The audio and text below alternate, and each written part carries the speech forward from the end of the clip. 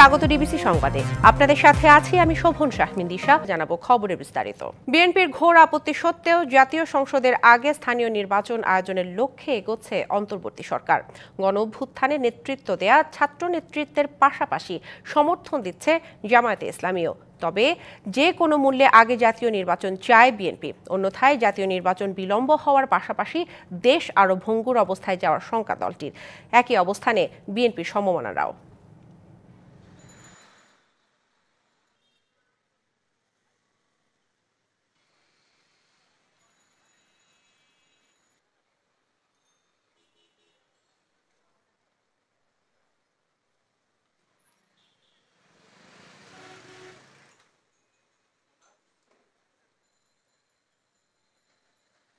যত দ্রুত নির্বাচন হবে ততই আপনাদের রাজনীতি সহজ হবে, বাংলাদেশের মানুষ একটা স্থিতিশীল অবস্থার মধ্যে আসবে, বাংলাদেশের একটা স্থিতিশীলতা ফিরিয়ে নিয়ে আসা, অন্যদিকে একটা গভর্নেন্স চালু করা।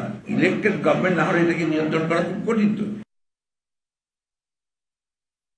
রাজনীতিতে এই বিষয়টি নিয়ে এখন চলছে তুমুল বিতর্ক। দেশের অন্যতম বৃহত্তম রাজনৈতিক দল বিএনপি চাইছে আগে জাতীয় নির্বাচন, তবে জামাত সহ সরকারপন্থীদের দাবি আগে স্থানীয় সরকার নির্বাচন। বিএনপি মনে করে আগে স্থানীয় সরকার নির্বাচনের চেষ্টা দেশকে আরো ভঙ্গুর অবস্থায় নিয়ে যাবে। যত দ্রুত নির্বাচন হবে ততই আপনাদের রাজনীতি সহজ হবে, বাংলাদেশের মানুষ একটা স্থিতিশীল অবস্থার মধ্যে আসবে, বাংলাদেশের একটা স্থিতিশীলতা ফিরিয়ে নিয়ে আসা, অন্যদিকে একটা গভর্নেন্স চালু করা। ইলেক্টেড গভর্নমেন্ট না হলে এটাকে নিয়ন্ত্রণ করা খুব কঠিন। আর জামাতের দাবি জনগণ চায় আগে স্থানীয় নির্বাচন। এই জন আকাঙ্ক্ষাকে সম্মান ও সমর্থন জানায় তারা। আকাঙ্ক্ষাই হচ্ছে স্থানীয় সরকার নির্বাচনটা আগে হোক। আমরা কোনো দিন মাস ক্ষণ বেঁধে দিইনি। মাস আমাদের কাছে ফ্যাক্টর নয়। মাস হচ্ছে যে সংস্কারটা পূর্ণ করে ইলেকশন ফেয়ার হবে কিনা সেটার জন্য যে মাস লাগে আমরা তার জন্য প্রস্তুত আছি। গেল মঙ্গলবার অন্তর্বর্তীকালীন সরকারের উপদেষ্টা আসিফ মাহমুদও আগে স্থানীয় সরকার নির্বাচনের পক্ষে যুক্তি দেন। একই দিনে একজন নির্বাচন কমিশনার জানান, ডিসেম্বরে সংসদ নির্বাচন আয়োজনে প্রস্তুতি নিচ্ছেন তারা। স্থানীয় সরকার কতটুক হবে, কোন কোন ইনস্টিটিউশনের হবে, এটা তো সিদ্ধান্ত নেবে সরকার। তখন আমরা বলতে পারবো, যদি ওই সিদ্ধান্তটা জানি তখন বলতে পারবো যে এটা জাতীয় নির্বাচনকে প্রভাবিত করবে না করবে না। তার আগে সম্ভব না। আগে জাতীয় নির্বাচনের দাবি জানাচ্ছেন বিএনপির সমমনারাও। স্থানীয় সরকারের নির্বাচন হবার পক্ষে খুব কোনো যুক্তি নাই, কিন্তু বিপক্ষে যুক্তি আছে। এখন স্থানীয় সরকারের নির্বাচন করেও যদি এই সরকারি পৃষ্ঠপোষকতা দিয়ে কিছু লোককে নির্বাচন করা এবং তাদের দিয়ে দল করবার চেষ্টা করা হয়, গণতন্ত্রের বিকাশের জন্য খারাপ। স্থানীয় সরকার বিশেষজ্ঞ ও নির্বাচন বিশ্লেষকরা সরকার, রাজনৈতিক দল এবং নির্বাচন কমিশনের আলোচনার ভিত্তিতে বিষয়টির সুরাহার তাগিদ দেন। এই ইস্যুতে নতুন বিভক্তি দেশের জন্য ভালো হবে না মনে করেন তারা। দুটো নির্বাচনের প্রয়োজন। এখন সরকার, রাজনৈতিক দল এবং নির্বাচন কমিশন ঠিক করুক কোনটা কোন সময় করবে। কোনটা কোন সময় করবে এটা পরিষ্কার করে গেলে তো হয়। তাহলে বিএনপিও বা এটা নিয়ে জিদ ধরবে না, এটা করতে হবে না। তবে জাতীয় নির্বাচন কখন হবে, স্থানীয় নির্বাচন কবে নাগাদ শেষ করতে পারে, এগুলো তো একটা পরিষ্কার কথা হয়ে গেলেই তো হয়। এখন ইলেকশন কমিশন এই ইস্যুতে আগে স্থানীয় হবে না আগে জাতীয় নির্বাচন হবে, এটা নিয়ে আমার মনে হয় বড় সড়োভাবে সব রাজনৈতিক দলগুলির সঙ্গে বসে আলোচনা করে একটা ঐক্যমত্যে পৌঁছে একটা নির্বাচন হওয়া উচিত। তবে ডিসেম্বরের মধ্যে জাতীয় নির্বাচন অনুষ্ঠানের পক্ষে তারা। নুপুর মাহমুদ, ডিবিসি নিউজ, ঢাকা। শনিবার থেকে সংস্কার নিয়ে রাজনৈতিক দলগুলোর সঙ্গে আলোচনা শুরু হবে। নতুন ব্যবস্থায় বাংলাদেশে ফ্যাসিবাদ আর মাথাচাড়া দিতে উঠতে পারবে না বলে মন্তব্য করেছেন শিল্প, গৃহায়ন এবং গণপূর্ত উপদেষ্টা আদিলুর রহমান খান। স্বৈরাচার প্রতিরোধ দিবস উপলক্ষে রাজধানী শিক্ষা চত্বরে স্বৈরাচার বিরোধী আন্দোলনে শহীদদের প্রতি শ্রদ্ধা জানান সমাজতান্ত্রিক ছাত্র ফ্রন্ট, স্বৈরাচার বিরোধী ছাত্র পরিষদ, ৮২-৯০ ছাত্র আন্দোলনের নেতা কর্মী, বিপ্লবী ছাত্র মৈত্রী, ৯০-এর ডাকসু সর্বদলীয় ছাত্র ঐক্য, পাহাড়ি ছাত্র ফ্রন্ট সহ বিভিন্ন সংগঠন। এ সময় তারা বলেন, ৯০ এবং ২৪-এর স্বৈরাচার পতনের আন্দোলন একই সূত্রে গাঁথা। তাই সব ষড়যন্ত্র মোকাবিলা করে সকল রাজনৈতিক দলগুলোকে ঐক্যবদ্ধ থাকার আহ্বান জানান তারা।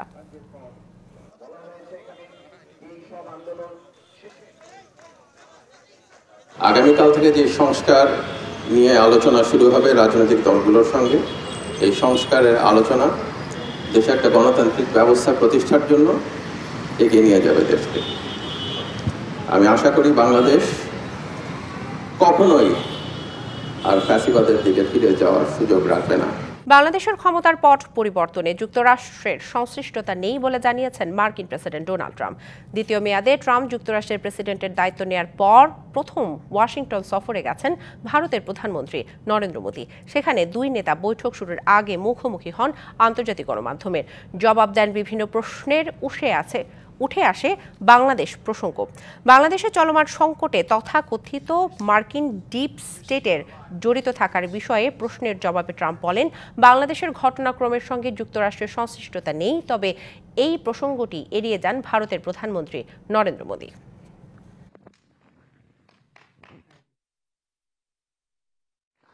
Very big things to talk about. Number one is मैं राष्ट्रपति ट्रंप से एक बात हमेशा এর সঙ্গে আমাদের ডিপ স্টেটের কোনো ভূমিকা নেই। এই বিষয়টি নিয়ে প্রধানমন্ত্রী দীর্ঘ সময় ধরে কাজ করছেন, এভাবে শত শত বছর ধরে চলে আসছে। খোলাখুলি বললে বলা যায় আমি বিষয়টি পর্যবেক্ষণ করছি, তবে আমি বাংলাদেশের বিষয়টি প্রধানমন্ত্রীর উপরে ছেড়ে দিচ্ছি। পবিত্র শবে বরাত উপলক্ষে জাতীয় মসজিদ বাইতুল মোকাররমে ভিড় করছেন ধর্মপ্রাণ মুসল্লিরা।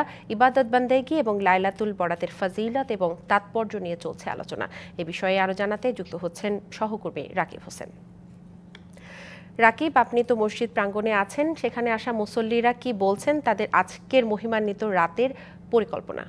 তাকে ধন্যবাদ। আসলে আজকে কিন্তু শবে বরাত রাত এবং মুসলমানদের সবচেয়ে বড় ইবাদতের রাত, এবং এই রাতকে ঘিরে কিন্তু বাইতুল মোকাররম মসজিদে কিন্তু হচ্ছে জিকির আজগার এবং হচ্ছে দোয়া মাহফিল কিন্তু সন্ধ্যা থেকে চলছে। এখন পর্যন্ত কিন্তু ওয়াজ মাহফিল চলছে এবং যারা মুসলিম রয়েছেন তারা কিন্তু আসছেন। আপনাকে একটা বিষয় রাখি যে এই শবে বরাত কিন্তু শাবান মাসের 14 তারিখে, প্রতি বছর 14 তারিখে কিন্তু পালিত হয়। দেশের যেসব মসজিদ রয়েছে মসজিদে কিন্তু মুসলিমরা হচ্ছে ভিড় করছেন, তেমনি বাইতুল মোকাররমে কিন্তু মুসলিমরা ভিড় করছেন এবং হচ্ছে আল্লাহর নৈকট্য লাভের আশায় তারা বলছেন যে আজকে রাতে ইবাদত করবেন এবং আল্লাহর কাছে ক্ষমা প্রার্থনা করবেন যে যত গুনাহ আছে সবকিছু মাফ করার জন্য। আমি যদি একটু এখানে আসা মুসলিমদের সঙ্গে একটু মুসল্লিদের সঙ্গে একটু কথা বলবো, আপনার কাছে একটু জানার চেষ্টা করবো যে আজকে যে ইবাদতের রাত, আজকে এই যে শবে বরাতের রাতে আসলে কি চাওয়া আপনার?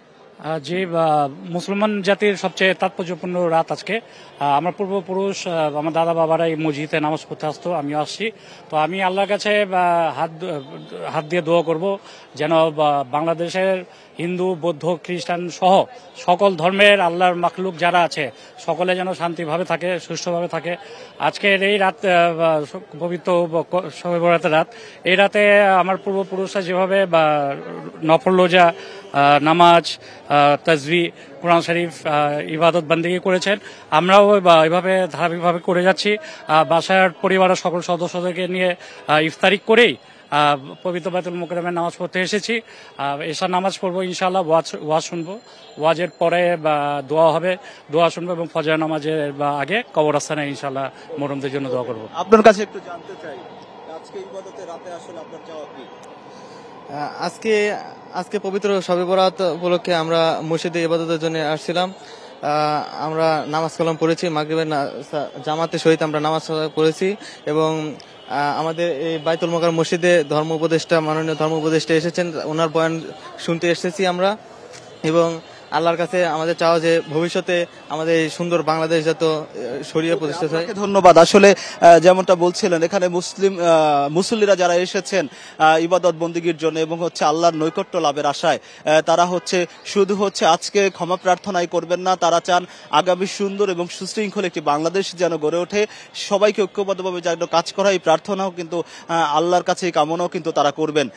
তবে এখন পর্যন্ত যদি বলি তাহলে বাইতুল মোকাররম জাতীয় মসজিদে কিন্তু নানা আনুষ্ঠানিকতা কিন্তু চলছে, নানা আয়োজন কিন্তু রাখা হয়েছে। শবে বরাতকে ঘিরে সারা রাতই চলবে। জি রাকিব, ধন্যবাদ আপনাকে বিস্তারিত জানানোর জন্য। 7 মাস পর ঢাকা মেডিকেলের মর্গে শনাক্ত হয়েছে যাত্রাবাড়িতে গণ-অভ্যুত্থানে নিহত হাসানের মরদেহ। জুমার নামাজের জানাজা শেষে তার মরদেহ নিয়ে ঢাকা বিশ্ববিদ্যালয়ে কফিন মিছিল করেছে বৈষম্য বিরোধী ছাত্র আন্দোলন।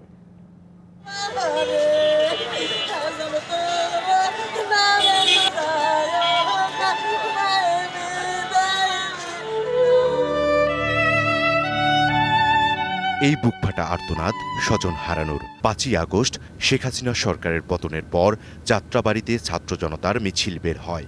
মিছিলটি থানার সামনে এলে পুলিশের ছোড়া গুলিতে নিহত হয় হাসান মিয়া। দীর্ঘ 7 মাস ঢাকা মেডিকেল কলেজ হাসপাতালের মর্গে অজ্ঞাত হিসেবে পড়েছিল হাসানের মরদেহ। বৃহস্পতিবার পরিচয় নিশ্চিত হবার পর শুক্রবার তার মরদেহ বুঝিয়ে দেয়া হয় পরিবারের কাছে। আমার বোনের সংসার চলে, বাচ্চাদের লেখাপড়ার খরচ, আমার বোন একেবারে নিঃস্ব হয়ে গেছে এই ছেলে হারাইয়া। আমি উপযুক্ত বিচার চাই। একজন করিয়া আইনের আওতায় না তাদেরকে বিচার করতে হবে। পুলিশ কোনো সহযোগিতা আমাদেরকে করে নাই। যাত্রাবাড়ির এক আয়ু, ওনার নাম হলো মুইবুল, ওনা আমারে বলে আপনার ছেলে মরিয়া গেছে, মিয়া বাড়ির থেকে যান গিয়া, কিসের জন্য আপনি ছেলে টোকাটুকি করতেছেন, আপনি বাড়ির যান। জুমার নামাজের পর ঢাকা বিশ্ববিদ্যালয়ে রাজু ভাস্কর্যের সামনে হয় হাসানের জানাজা। এতে অংশ নেয় বৈষম্য বিরোধী ছাত্র আন্দোলনের নেতাকর্মীরা। জানাজা শেষে আওয়ামী লীগকে নিষিদ্ধের দাবিতে কফিন মিছিল বের করে বৈষম্য বিরোধী ছাত্র আন্দোলনের নেতাকর্মীরা। পরে মিছিলটি ভিসি চত্বরে গিয়ে শেষ হয়। এ সময় গণ অভ্যুত্থানে গণহত্যার অভিযোগে আওয়ামী লীগকে নিষিদ্ধের দাবি জানানো হয়। পাশাপাশি প্রতিটি হত্যাকাণ্ডের বিচারের দাবিও করেন তারা। ইকবাল অনিক, ডিবিসি নিউজ, ঢাকা। জুলাই শহীদদের স্বপ্ন বাস্তবায়নে জামায়াতের আপোষহীন লড়াই চলবে বলে মন্তব্য করেছেন দলের আমির ডাক্তার শফিকুর রহমান। বিকেলে নরসিংদীর সাটিরপাড়া কালী কুমার উচ্চ বিদ্যালয় এবং কলেজ মাঠে আয়োজিত জনসভায় তিনি মন্তব্য করেন। এ সময় তিনি আরও বলেন, দেশে অবশ্যই নির্বাচন হতে হবে, তবে পেশি শক্তি এবং কালো টাকার প্রভাবমুক্ত নির্বাচন চায় মানুষ। তাই মাঠ প্রশাসনে অতীতে যারা দায়িত্ব পালনে ব্যর্থ হয়েছেন, জনগণের টাকায় কেনা বুলেটে জনগণের বুক বিদ্ধ করেছেন, তাদেরকে কোনো দায়িত্বে নিয়োজিত করা যাবে না বলে হুঁশিয়ারি দেন তিনি। জামায়াত আগামী নির্বাচনে প্রবাসীদের ভোটাধিকার বাস্তবায়নও ব্যবস্থা চায় বলেও মন্তব্য করেন আমির।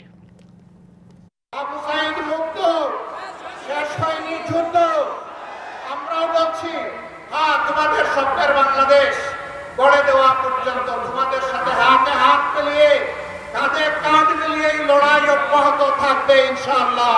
নির্বাচনের মতো নির্বাচন চায়, সুষ্ঠু নির্বাচন চায়, এই নির্বাচনে পেশি শক্তি আর কালো টাকার খেলা চলবে না। কুড়িগ্রাম সীমান্তে বাংলাদেশের অভ্যন্তরে ঢুকে 5 বাংলাদেশিকে মারধর করেছে বিএসএফ। বিকেলে নগরের ফুলবাড়ী উপজেলার গোরখমণ্ডল সীমান্তে পিলারের পাশে এই ঘটনা ঘটে। স্থানীয়রা জানায়, বিকেলে ভারতের নারায়ণগঞ্জ বিএসএফ ক্যাম্পের সদস্যরা সীমান্ত দিয়ে বাংলাদেশের অভ্যন্তরে প্রবেশ করে। এ সময় স্থানীয়রা বাধা দিলে বিএসএফ সদস্যরা উত্তেজিত হয়ে তাদের মারধর করে। পরে গ্রামবাসী জড়ো হয়ে বিএসএফ সদস্যদের ধাওয়া দিলে তারা পালিয়ে যায়। এ ঘটনায় 5 বাংলাদেশি আহত হয়েছে। বিষয়ে তদন্তের কথা জানিয়েছে বিজিবি।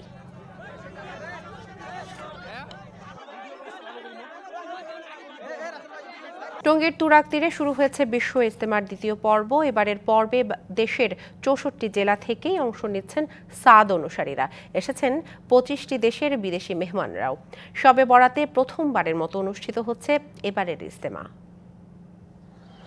টঙ্গীর তুরাগ তীরে ফজরের নামাজের পরপরই বয়ান দিয়ে শুরু হয় ইজতেমা। বয়ান করেন মাওলানা আব্দুস সাত্তার। পরে তালিমের আমল চলে খিত্তা জুড়ে।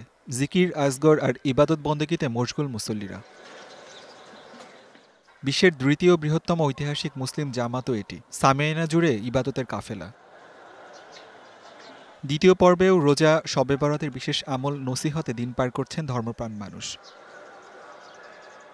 বয়ানে উঠে আসে নামাজ, রোজা, হজ, জাকাত, শাহাদার গুরুত্ব। সঙ্গে চলতে থাকে বিদেশি অতিথিদের বয়ান। বাংলায় তর্জমা করে মুসল্লিদের জন্য তা সহজ করে দিচ্ছেন দোভাষীরা। 57তম বিশ্ব ইজতেমা কখনো এই শবে বরাত পায় নাই না। সমস্ত জাতিকে যাতে, সমস্ত মখলুকাতকে যাতে আল্লাহ তাআলা হেফাজতে রাখে, ভালো থাকে। যার অর্থ দাঁড়ায় শবে বরাতের রাতকে সৌভাগ্যের রজনী বলা হয়। মহিমান্বিত এ রাতে মহান রব্বুল আলামিন তার বান্দাদের ভাগ্য নির্ধারণ করে থাকেন। ইজতেমা ও শবে বরাত একসাথে হওয়ায় মুসল্লিদের মাঝে এবার বাড়তি ধর্মীয় ভাবগম্ভীর্য ও অনুভূতি কাজ করছে। শবে বরাতের দিন ইনশাআল্লাহ আমল তো খুব ভালো হবে। এখন আল্লাহর কাছে পাবো। আজকে রাত্রিটাও শুভরাত্রি, শবে বরাতের রাত্রি।